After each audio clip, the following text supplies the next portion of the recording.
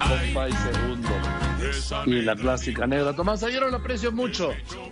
Puede ser un enlace a Nueva York con el embajador Juan Ramón de la Fuente. Querido Juan Ramón, muchas felicidades. Lograste lo que parecía imposible, que México llegara al Consejo de Seguridad y además con el mayor número de votos de la jornada, 187, ni un voto en contra y apenas 5 abstenciones. Muchas felicidades, Juan Ramón. Pues gracias Joaquín. Es un trabajo de equipo. Participan muchas personas, desde luego mi equipo en la misión de México en Nueva York, pero también diría yo es un trabajo de la Cancillería mexicana, porque pues participaron muchas y muchos funcionarios, embajadores en diversas capitales del mundo, llevar a votar 187 países de manera presencial, y que pues cada uno de ellos tachara el espacio correspondiente a México para emitir su voto, pues no es algo sencillo, pero cuando se tienen objetivos claros, cuando se trabaja en equipo, pues las cosas salen, y en esta ocasión lo importante es que México queda muy bien posicionado en el ámbito internacional, y esto es un reconocimiento también, Joaquín, y lo quiero decir, a 75 años de trabajo en Naciones Unidas, de una diplomacia mexicana que ha sido profesional, que ha sido consistente en sus principios, en sus planteamientos, y que eso es lo que nos ha dado autoridad y la posibilidad de generar un gran consenso en torno a México. Así que es un evento importante, por supuesto que estamos muy satisfechos, pero hay que ubicarlo en su justa dimensión y compartir los créditos con todos los que lo hicieron posible ahora y los que desde años atrás trabajaron en una ruta para que hoy México una vez más pudiera tener un apoyo tan importante en un momento crítico, complicado, en donde pues ahora lo que viene es hacer un trabajo que esté a la altura de las expectativas. El primer mexicano que ocupó esa silla que vas a ocupar tú en el Consejo de Seguridad fue nada menos que Luis Padilla Nervo, ¿sí? Luis Padilla Nervo, eso fue en 1946, Juan Ramón, y que es un peso, ¿sí? Ahora, en este mundo polarizado y enfrentado, yo quiero hacer reconocimiento a lograr prácticamente en los hechos una unanimidad. Este no es ya un mundo de unanimidades, Juan Ramón. Fíjate, Joaquín, que yo creo que la clave, y lo hablamos en su momento en tu programa con tu auditorio, la clave fue haber logrado el año pasado el respaldo unánime del Grupo de América Latina y el Caribe. Porque con un solo país que no nos hubiera apoyado en ese momento, con uno solo de los 33, pues no hubiéramos tenido el respaldo regional, y entonces nos hubiera pasado seguramente lo que le pasó a África, que finalmente se tuvo que resolver en una segunda vuelta. Hoy ya fue electo Kenia, pero no pudo alcanzar el número de votos necesarios porque el grupo se había dividido. Entonces, América Latina y el Caribe es una región volátil, es una región complicada. Traemos problemas con ellos y traemos desacuerdos con ellos.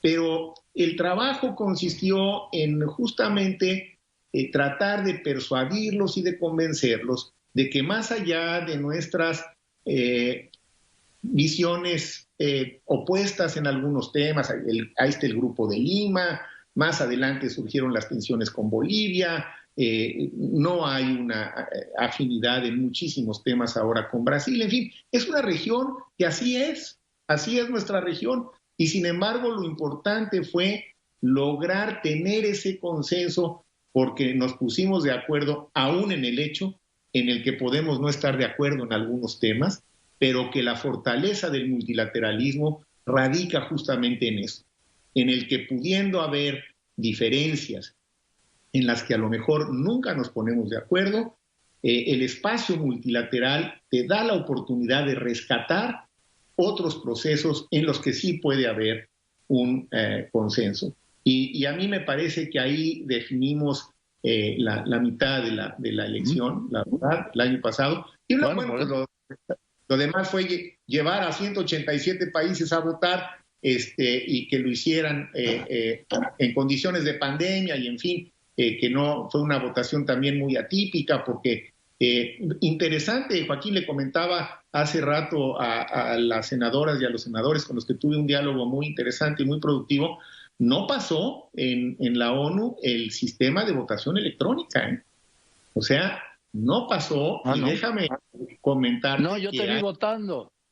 Hay buenos argumentos para decir que todavía el sistema electrónico no es infalible y una votación tan importante tenía que ser presencial. Ahora, coincido, yo insisto, lo que me estás diciendo de América Latina coincido, no es hoy un mundo de unanimidades y se construyó la unanimidad en esta América Latina enfrentada, dividida, polarizada, con 2 o 3 visiones, con centros de poder, con diferencias profundas, por ejemplo, en la OEA. Pero aquí se logró la unanimidad, Juan Ramón, y eso es excepcional. Pues mira, a ver, yo he hecho por delante la historia diplomática de México, el hacer algunos planteamientos claros, el no pensar que porque México va a volver a estar ahora en el Consejo de Seguridad, las cosas van a cambiar fácilmente, pero sí poder decir con mucha claridad, oigan, tenemos que revisar los métodos de trabajo del Consejo. En algunas ocasiones lo hemos platicado aquí, tú y yo, el Consejo se paraliza por el veto que ejercen unos u otros, ¿no? Y entonces, frente a problemas gravísimos, resulta que la ONU queda fuera porque entre los propios países ejercen el veto. Bueno, desde la época de don Luis Padilla Nervo, México estuvo en contra del veto, 75 años diciendo el veto no es equitativo, no es justo, y es un instrumento de parálisis. Bueno, ¿qué se puede hacer al respecto? Ahí traemos ya una iniciativa que hemos revivido, la iniciativa franco-mexicana, que tiene ya 110 países que la han firmado. Ahí voy, necesito llegar a las 2/3 partes para poder presentarla con más fuerza. Necesito llegar a 128, en donde le estamos diciendo a los miembros permanentes del Consejo declinen su derecho al voto en condiciones de crímenes de lesa humanidad, de atrocidad en masa. Y se lo están diciendo en este momento ya uno de los 5 miembros permanentes, que es Francia, que está siendo acompañada por México. Necesitamos ejercer cierta presión. También en estos espacios hay que hacer política, es una política que tiene que ser inteligente, cuidadosa, pero que además sea sensata. Si logramos acotar el derecho de veto, que no va a ser fácil, pues le estamos dando al propio sistema de Naciones Unidas más posibilidades de participar cuando más se requiere, que es en condiciones en donde pues está de por medio, está comprometida la seguridad de las poblaciones. El Consejo de Seguridad sigue siendo ante todo el espacio para analizar los temas de paz y de seguridad, no exclusivamente, y luego empezar a ver cómo otros temas se convierten en temas de seguridad. Por ejemplo, lo que estamos viviendo actualmente.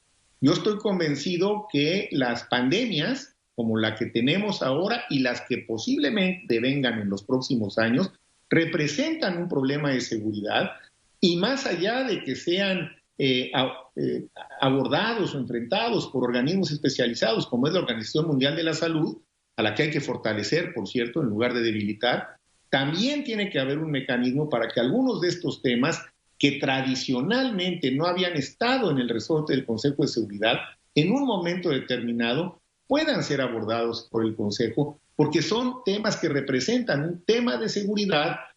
¿Quién puede dudar que esta pandemia del COVID-19 ha representado un gravísimo tema de seguridad para todo el mundo?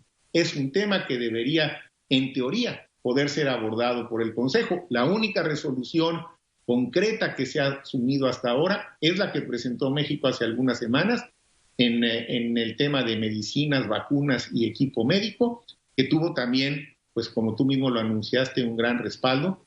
En esa ocasión tuvimos 179 países que lo copatrocinaron y que, por cierto, déjame decirte que a mí eso me dio una buena pista para darme cuenta que estábamos bien posicionados para la votación del Consejo de Seguridad, porque fue una iniciativa que tuvo mucho apoyo, que se derivó, por cierto, de la propuesta que hizo el presidente López Obrador en el G20, ¿no?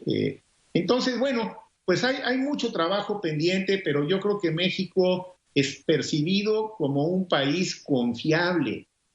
Por eso tenemos que aprender a las lecciones que nos ha dado México en la ONU a lo largo de los años. Ser consistente con nuestras posiciones, honrar nuestra palabra y ser claros, porque al final en las negociaciones tiene que haber claridad para que haya confianza. Y nuestros principios constitucionales, que son los que nos ha reiterado esta mañana el presidente López Obrador, lo volvió a decir con toda claridad, los principios constitucionales de política exterior de México, contrario a lo que muchos han dicho, de que están pasados de moda, pues tienen una vigencia absoluta, hombre, absoluta. La igualdad jurídica de los estados, pues es parte de los temas que tenemos que impulsar. Si no creemos en estos principios, en la solución pacífica de los problemas, en el derecho a la autodeterminación, en el respeto a los derechos humanos, bueno, pues entonces, ¿en qué creemos? Es decir, son principios de política que tienen vigencia y que le dan a México esto, que es lo que nos hizo poder consensar a 186 países, además de nosotros, porque nosotros también votamos, obviamente, por México. Pero, ¿cómo logras eso si no tienes confianza? Es imposible. Y yo creo que hoy es imposible. Una crisis de confianza, ojalá que podamos seguir siendo como nos están viendo en Naciones Unidas, como un socio confiable en el que pueden depositar expectativas realistas y que saben muy bien cuáles son nuestros puntos de vista en algunos temas que históricamente hayan estado y los vamos a seguir defendiendo, ¿eh? El desarme nuclear, que ha sido una posición histórica de México, pues por supuesto que vamos a seguir estando a favor del desarme nuclear y reclamando cómo es posible que todavía a estas alturas haya países que no quieran suscribir algunos de los tratados. Es decir, son posiciones que creo que a México le viene muy bien en estos tiempos refrendar, y espero que nos den también pues la posibilidad entonces de tener una interacción en el contexto de las relaciones internacionales de mejores equilibrios para México, porque a veces pues nos ha tocado tener que enfrentar situaciones muy asimétricas, muy desventajosas. Hay una muy buena sintonía entre los principios constitucionales y los que ha estado encabezando el secretario Ebrard desde la Cancillería, y en consecuencia los que competen directamente al sistema multilateral de las Naciones Unidas. Entonces hay congruencia. Alguien puede no estar de acuerdo con ellos y es respetable, pero de que hay congruencia no hay la menor duda. Y esa congruencia, Joaquín, es responsable en buena medida de la cantidad de votos que obtuvimos. Pues felicidades, querido Juan Ramón. Ahora entrarás en una nueva etapa muy intensa ahí en Naciones Unidas, porque es ese consejo donde se toman las decisiones. Lamentablemente se ha dedicado a tomar decisiones en casos de guerra o de violencia, y yo creo que es el tiempo de que empiece a tomar decisiones, como has mencionado, de la pandemia, que si 441 muertos al día de ayer no es un tema de seguridad, ahí luego me explican que será un tema de seguridad, ¿no? Así es, tienes toda la razón, es decir, está cumpliendo la ONU 75 años y es un gran momento, lo he platicado con el secretario general Guterres, es el gran momento para decir 75 años después Hay ciertas cosas que siguen vigentes, muy bien, pero hay otras que ya no. Y una de ellas es la que acabas tú de señalar. Te mando un abrazo y muchas felicidades, Juan Ramón. Gracias, Joaquín. Un saludo al auditorio. Buenas tardes. Seguiremos platicando. Y me da mucho gusto verte a todo dar. Gracias, buenas tardes.